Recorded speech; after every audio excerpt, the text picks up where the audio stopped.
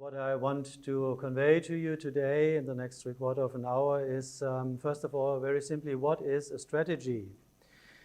Then our analysis, where are we now? We seem to be in a post-Christian Europe. And the question is, if you find yourself in a situation, what are the roots?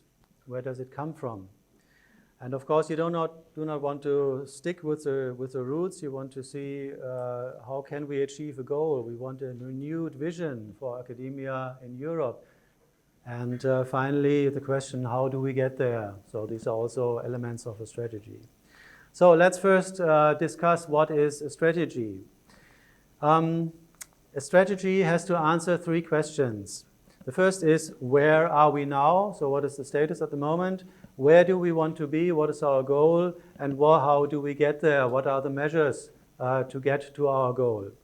And I want to introduce you to a historically very well-known example. I don't know if you have ever heard of Louis Bernays or Bernays. He is called the father of propaganda. Now, propaganda hasn't got a very good meaning today, so we call it public relation. That sounds friendly. And Louis Bernays, he was approached by the American tobacco industry, and they asked them to develop a strategy because they had stagnating sales. And this made him famous because it was very successful, and he designed campaigns for governments and companies. For many US governments, he designed campaigns, and his goal was to understand mass psychology. He wanted to engineer consent. It's a strange word, engineering consent. If you read his book, it's called Propaganda, simply, and he explains his strategy. And he found in his analysis that at that time, in the 20s, public smoking was a taboo for women.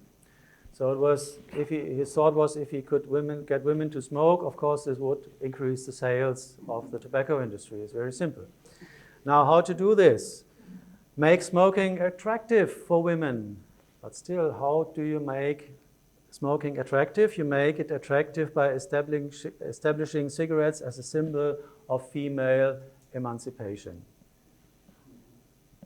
So, the measures, how does he get to his goal, is first he influenced fashion. He made the green color of the former Lucky Strike packages as the fashion color of the season, so everybody got used to it. And then as the important step, he hired a group of women who were disguised as suffragettes. Today we would call them perhaps feminists.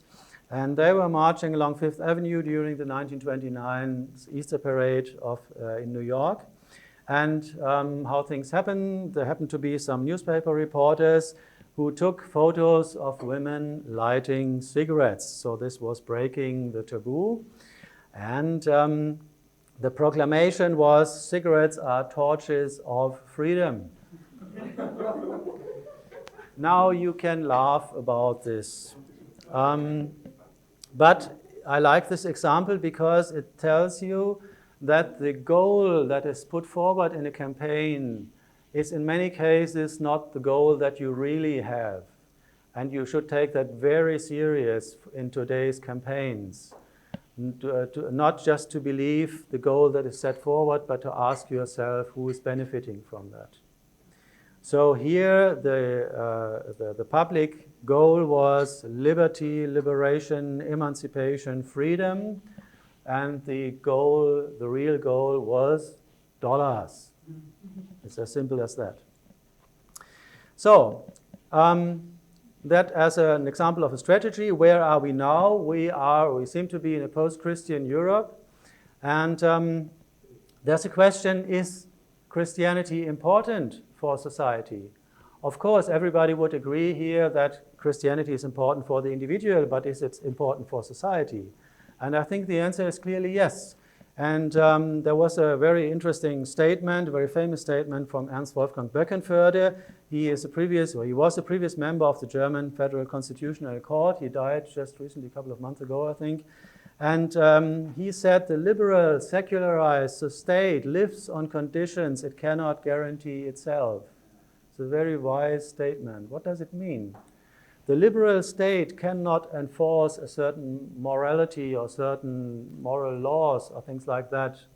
But on the other hand, it relies on the fact that there are certain behaviors which everybody accepts. That's roughly a set of the Ten Commandments or part of it. And if that doesn't work, the liberal state has a problem. So it relies on something it cannot guarantee. I think that's a very profound statement. And from the Bible we know in Jeremiah 29, verse 7, for example, seek the welfare of the city and pray to the Lord on its behalf, for in its welfare you will find your welfare. And we forget about this, that if a society that is governed by violence or corruption also makes trouble to Christians, people in countries of Africa or other countries, they know that exactly. We tend to forget about that. But if the society has a problem, we also have a problem. We should not forget that. So the consequences of this post-Christian Europe has been debated by many people. For example, by Glyn Harrison, who has been a speaker at the last conference here. In his book, A Better Story, God, Sex, and Human Flourishing, he talks about lost morality. He says, in the space of just a few decades, the Christian moral vision, which had buttressed the ancient institutions of marriage and families for centuries, effectively collapsed. And then he thinks about it and says, most Christians no longer feel comfortable even admitting to their beliefs in the public square, let alone advocating them. And then he finally says, as if from nowhere, Christians whose views once occupied the mainstream of public morality suddenly feel weird. And not only that, it's worse, they feel guilty. So what we have been proud of is something we feel now guilty about. We are ashamed to say that. This is a very rapid development.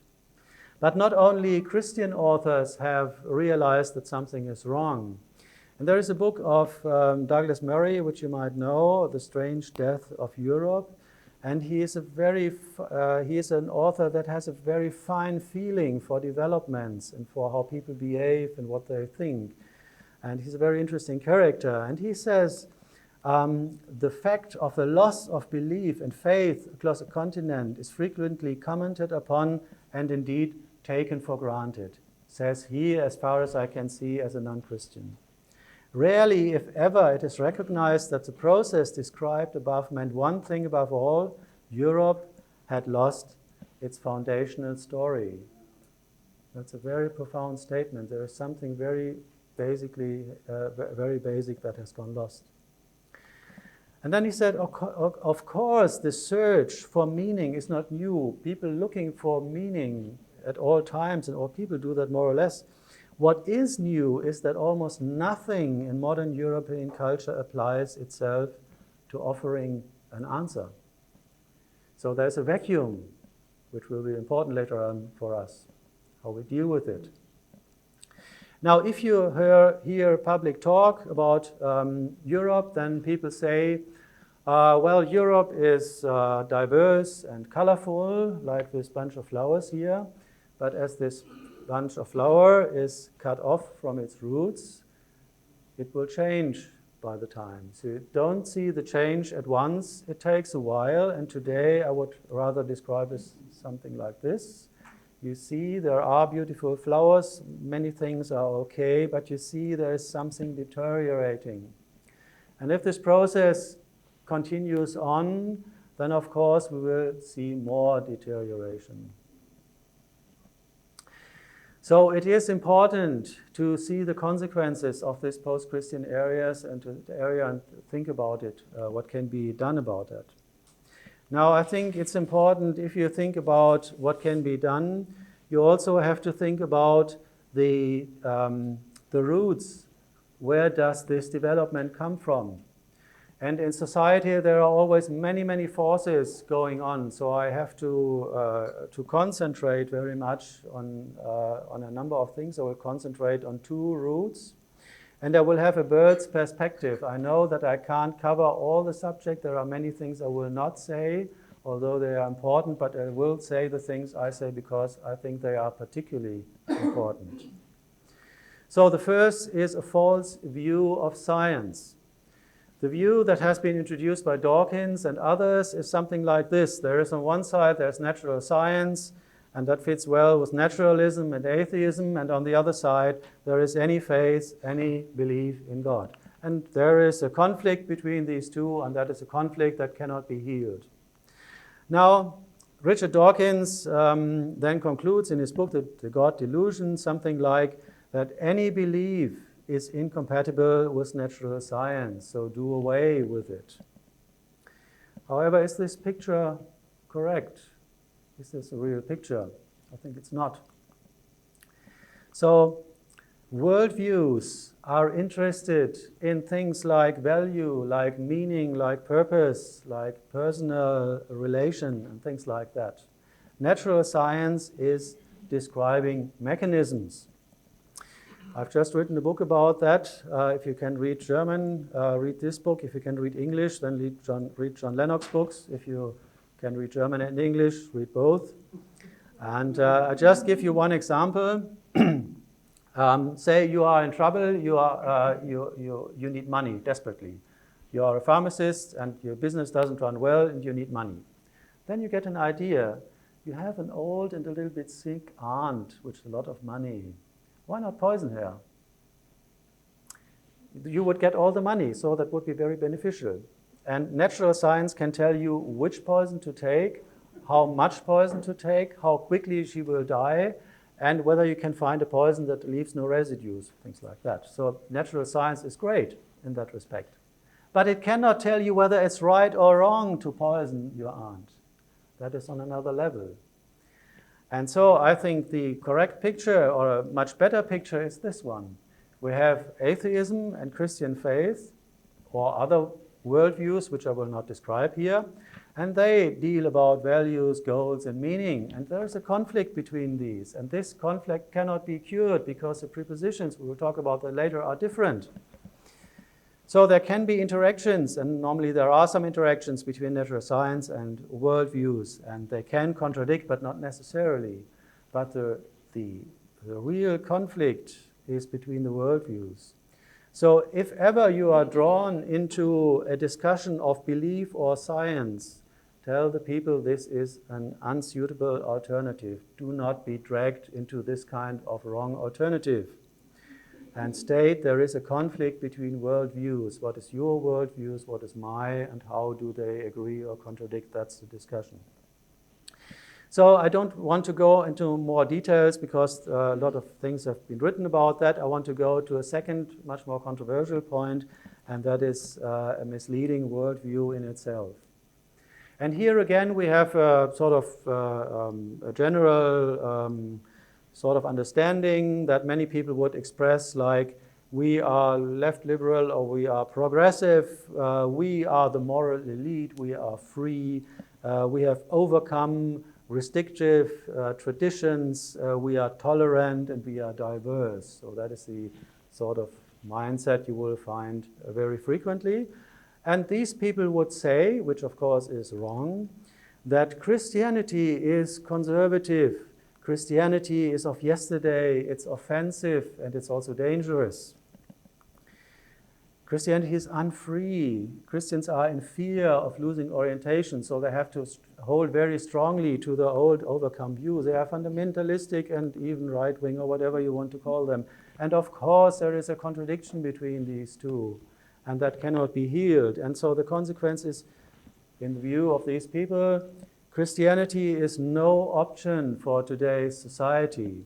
It's not only unnecessary, but it's also dangerous because it inhibits progress.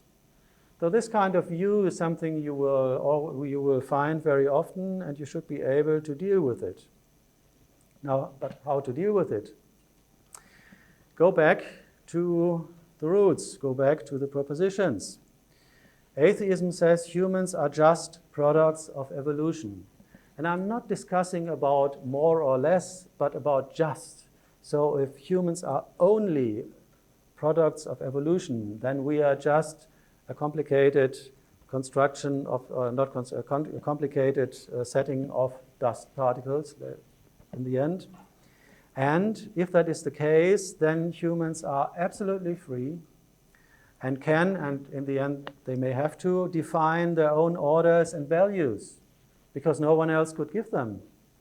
If we are just dust, we are oriented towards it, and we have to find some sort of agreements so that society works. Now, we as Christians, we have another view. In Christian faith, we believe that humans are made in the image of God, so we are oriented towards God, being the image of God. And the consequences are, of course, different. We also would say, I hope so, humans are free. We are free. We have been given freedom by God. And this freedom is to arrange our lives, but within the boundaries given by God's creation and His orders. So there's no absolute freedom. There's a relative freedom, but this freedom helps us to fill the area where we can be active and where we can arrange things and bring progress. And the absolute freedom is something that can never be achieved. So the conflict is in the propositions, and from the conflicting propositions, we have, of course, different consequences. Now the question is, where do these ideas come from, which then have consequences for society? You can be an atheist, and that may not much have to do with your life in society. But you can be an atheist, and you can be someone who wants to change society. And so I think a very interesting thing we still have to think about is Marxism. And being in a conference that is in former Eastern Europe and talking about Marxism, I would think that many people know what Marxism is. So the assumptions are there is a class struggle that determines history.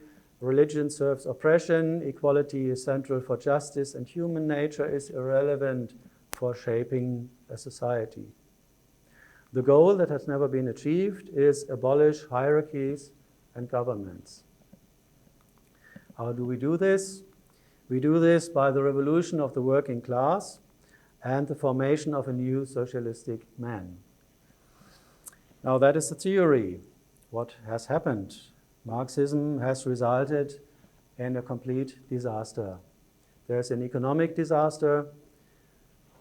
We know that freedom creates wealth, and Vishal Mangalwadi, in his book, The Book That Made Your World, the book is the Bible that made the European world, that shaped the European world, points out that Christian values are important to create wealth. However, communism and socialism create poverty that is very well verified and can be looked after very easily. I would recommend you the book from Skousen, The Naked Communists, which shows all these things very systematically.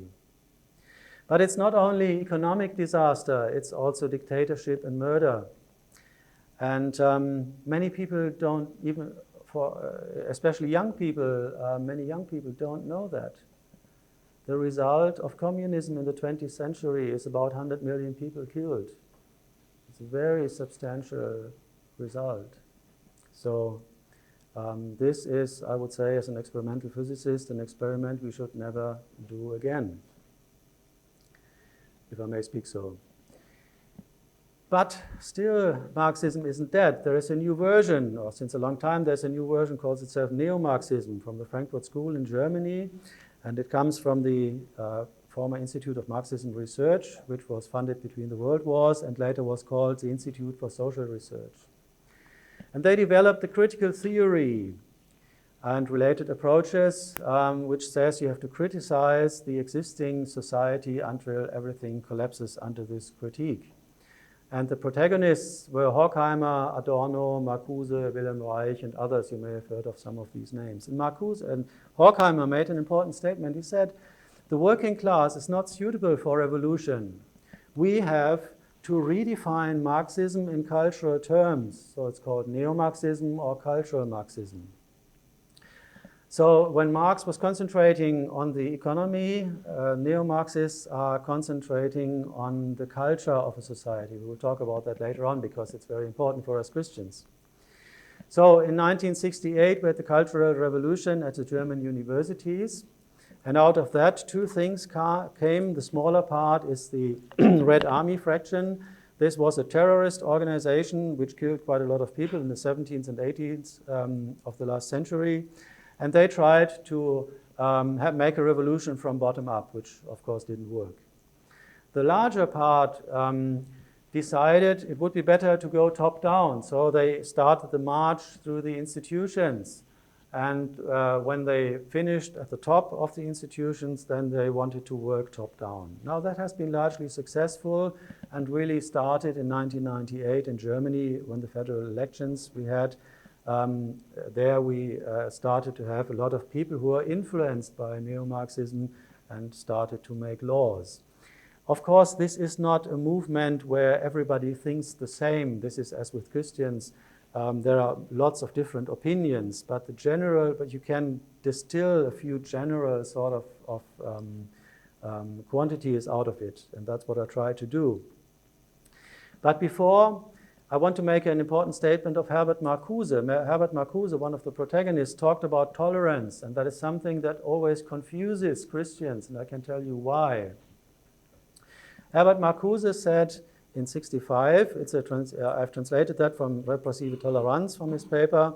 He said, liberating tolerance would mean intolerance against movements from the right and acceptance of movements from the left. Concerning the range of this tolerance or intolerance, it should be extended to the level of actions as on discussions and propaganda, on words as well as on deeds. So tolerance here means something different from what we mean when we say tolerance. When we say tolerance, we mean we are tolerant, we accept that there are different opinions. We don't fight against them violently. We just accept that they exist. We don't agree, but we see there are these kind of things and they have their right to express themselves. Here, only what is left enough is worth of being published. And what is not left enough, in other words, what is right, is decided by the left people. So the corridor of tolerance is very narrow, and only those things are acceptable in public that are within this narrow tolerance corridor.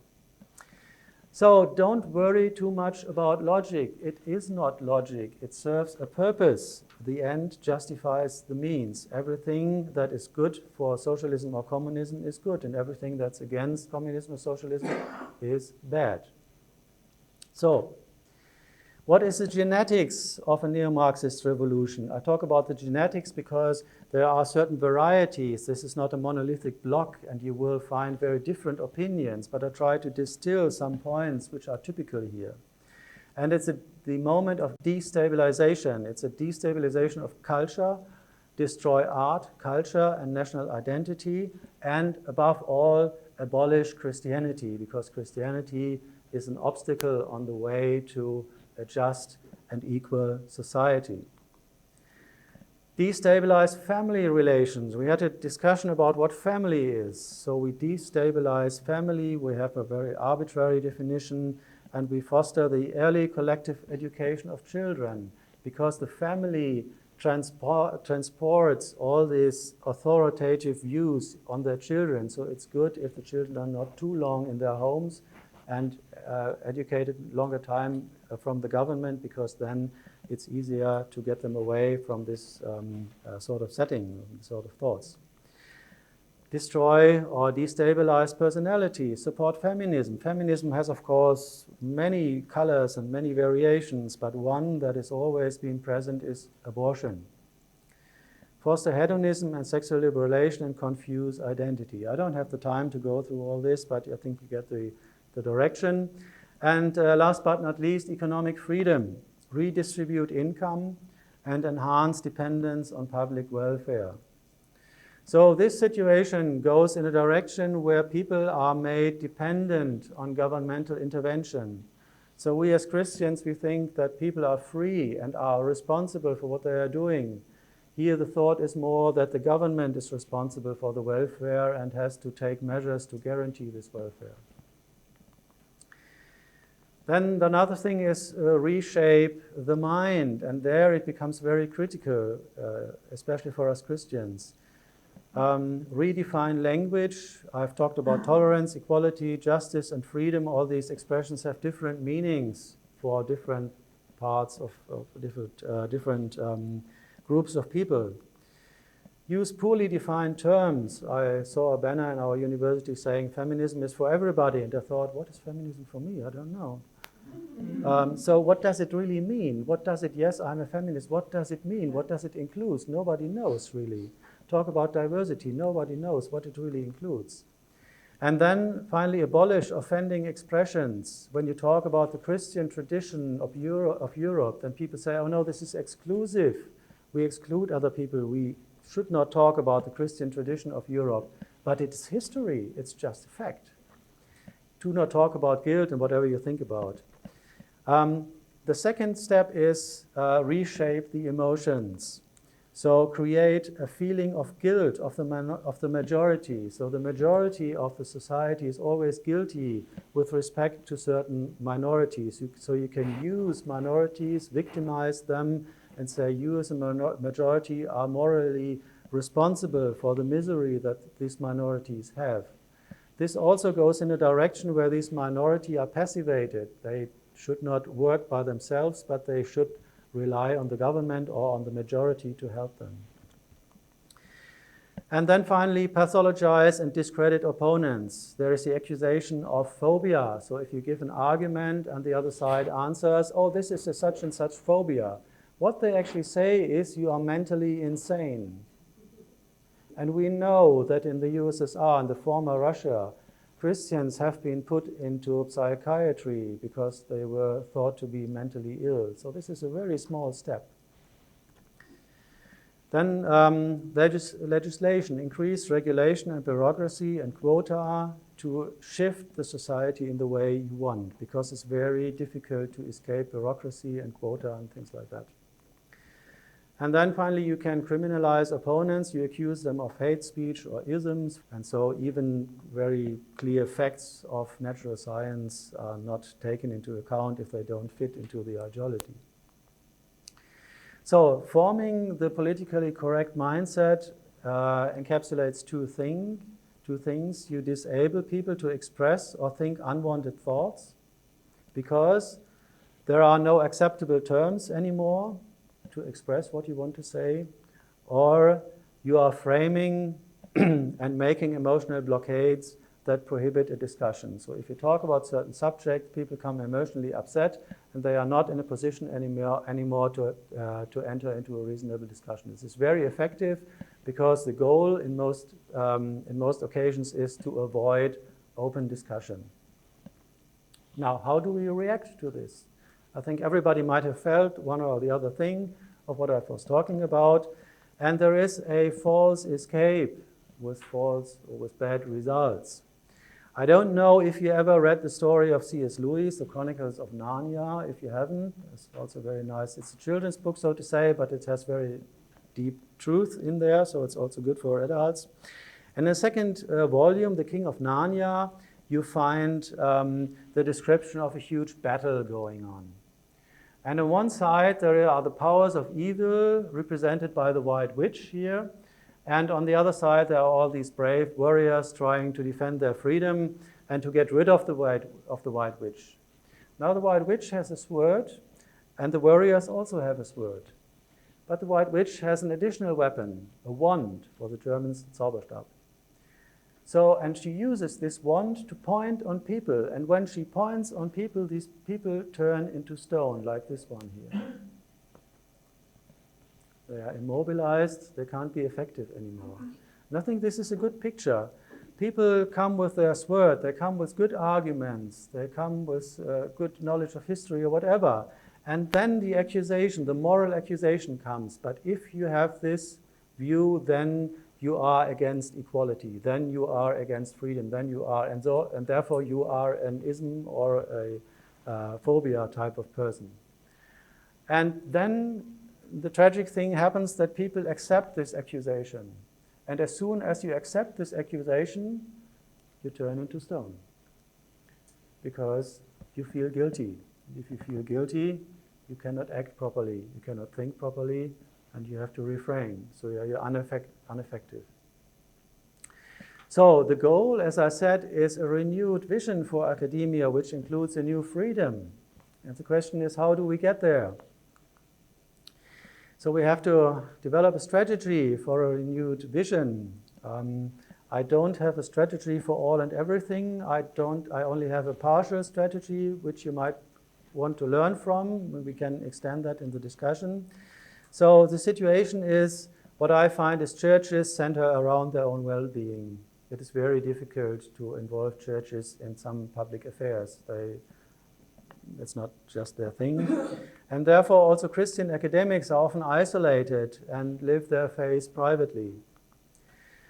And I'd say the goals for academia is shape an open academic culture, open free discussion, enable free discussion. If you say we are for open discussion, then people will feel that this is something different from the political correctness they are used to. Encourage the search for truth.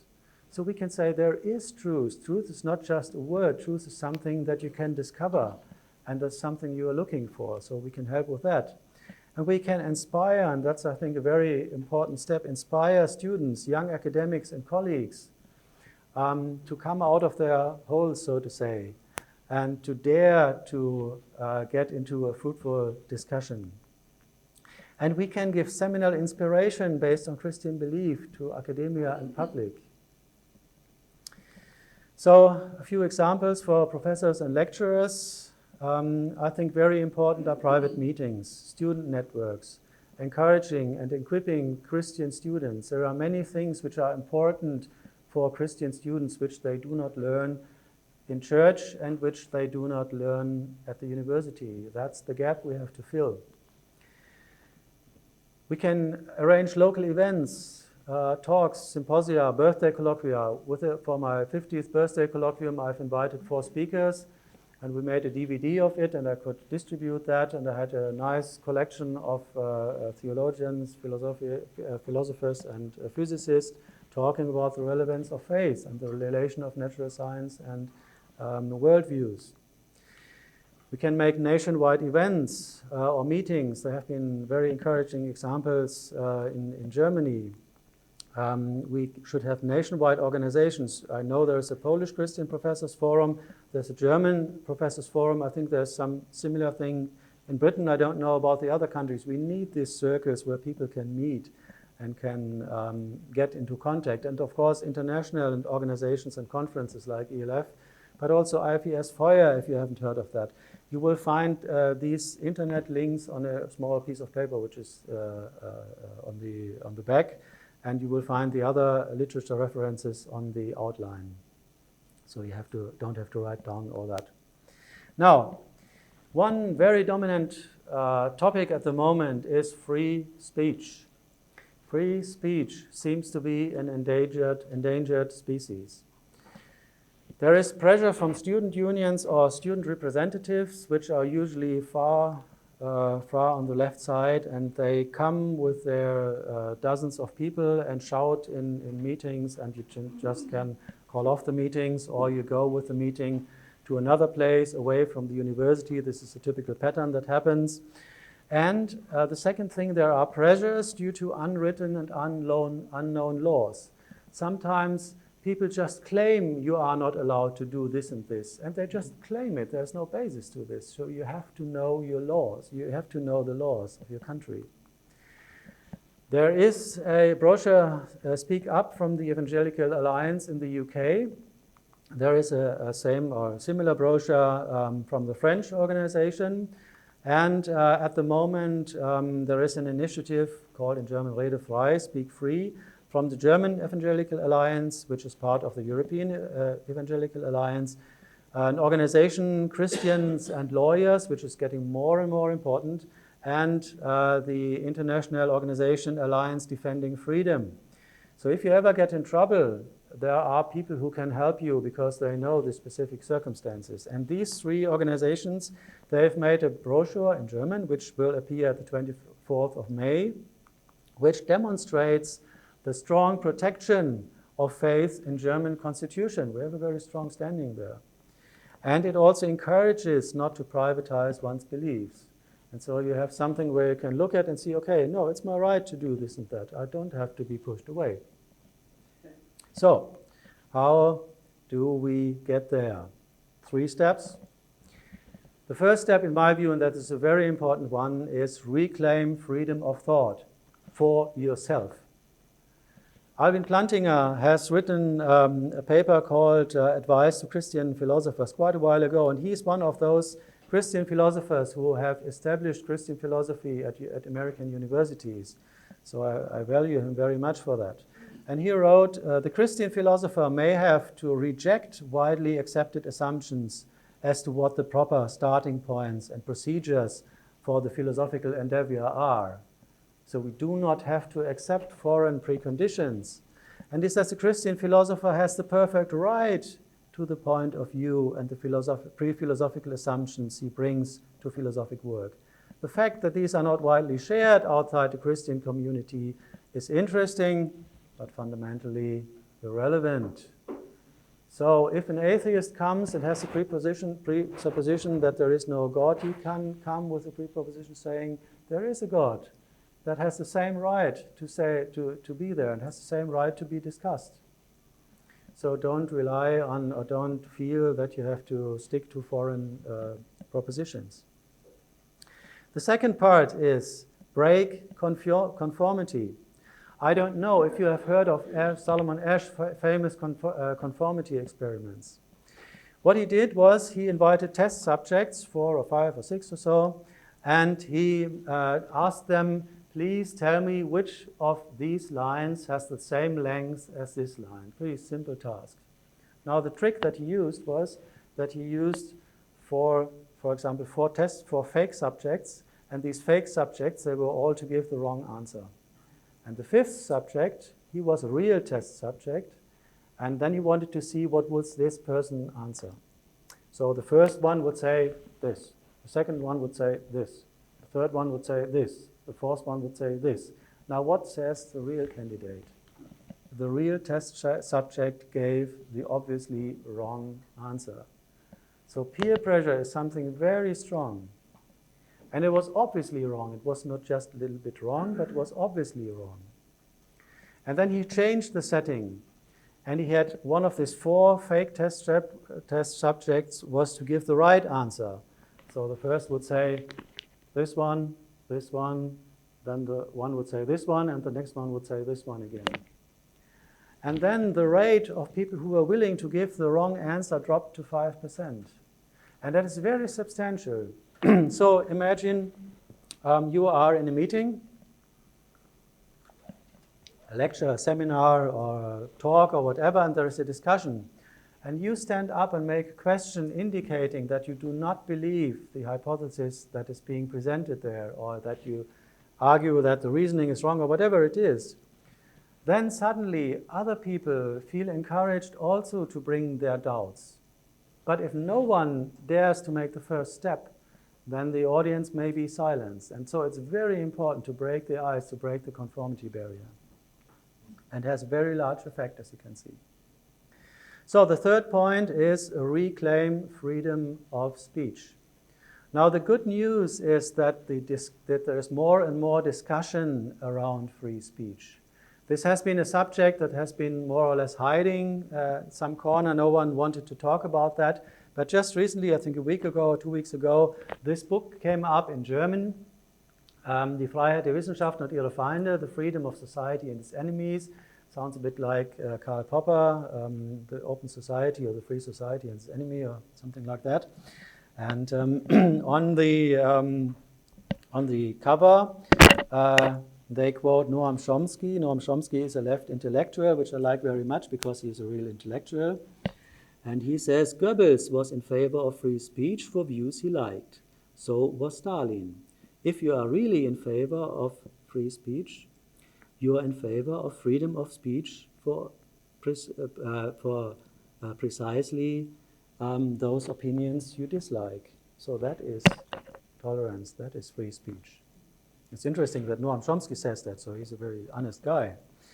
And the good news here is that these cases are more and more documented. There's a documentation of cases from many universities, and the authors say the volume could have been much larger if more people would have been willing to share their experiences.